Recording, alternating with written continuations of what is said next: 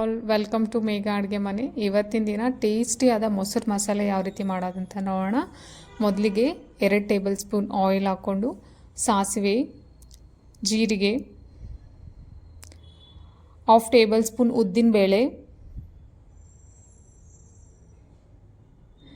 ಚಿಕ್ಕದಾಗಿ ಹಚ್ಚಿಟ್ಕೊಂಡಂಥ ಬೆಳ್ಳುಳ್ಳಿ, 1 ಹಸಿಮೆಣಸಿನ್ಕಾಯಿ, 1 ಒಣಮೆಣಸಿನ್ಕಾಯಿ, ಇದಕ್ಕೆ ಈರುಳ್ಳಿ ಹಾಕಿ ಎಣ್ಣೆಯಲ್ಲಿ ಬಾಡಿಸ್ಕೊಳ್ಳಿ.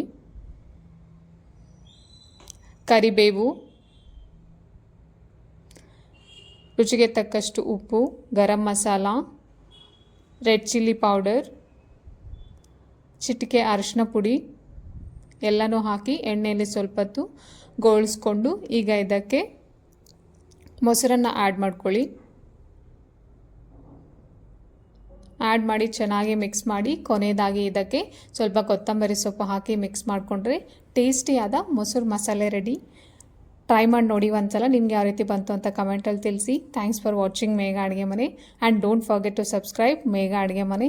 Thank you. Stay healthy, stay happy, spread positive.